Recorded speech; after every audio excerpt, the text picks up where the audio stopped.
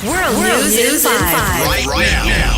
News and developments making headlines around the world in 5 minutes. World News in 5. Here on Radyo Pilipinas World Service.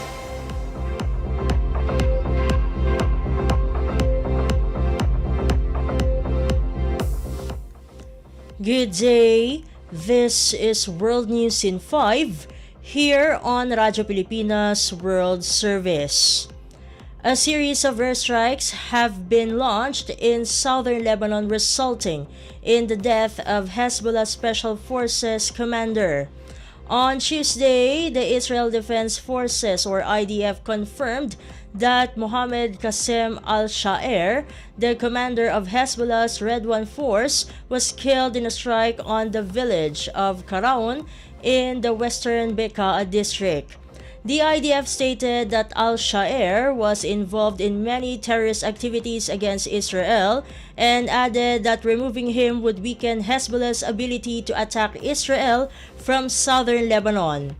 The Lebanese militant group Hezbollah confirmed that they responded to the killing of the senior commander by firing dozens of Katyusha rockets and several drones at two sites in northern Israel.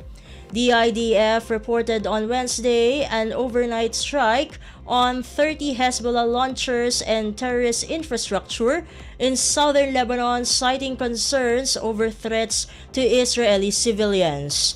According to the IDF, there were no reports of casualties, noting that some projectiles were intercepted while others landed on open areas.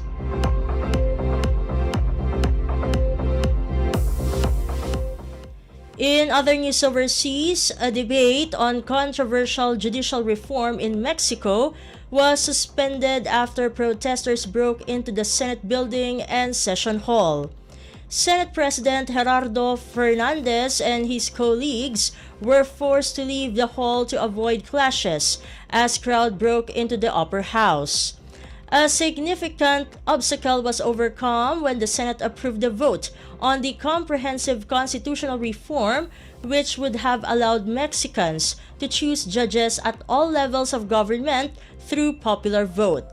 Mexican President Andrés Manuel López Obrador is supporting the said constitutional amendment that triggered the unrest in the country. The reform easily passed in the lower chamber, but President López Obrador's ruling requires a supermajority to approve it in the upper chamber. The discussed constitutional reform obtained general approval, getting 86 votes in favor, 41 against, and 0 abstentions.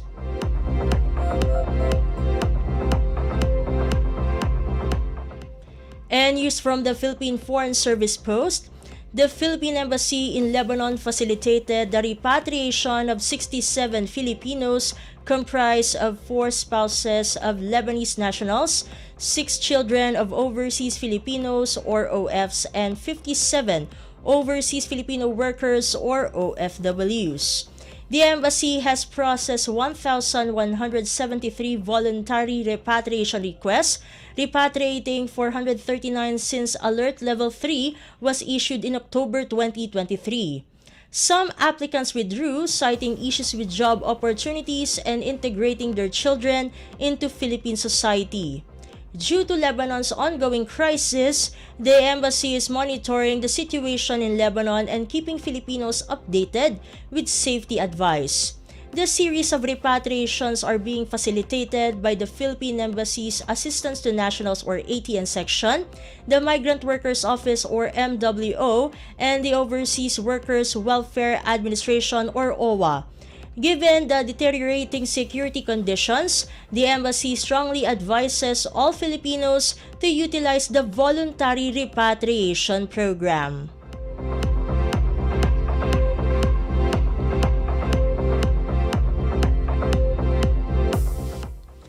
And that concludes today's edition of World News in 5. For Radyo Pilipinas World Service, this has been Steph Vicente. Good day and stay safe, everyone. World News in 5. Right now. News and developments making headlines around the world in 5 minutes. World News in Here on Radyo Pilipinas World Service.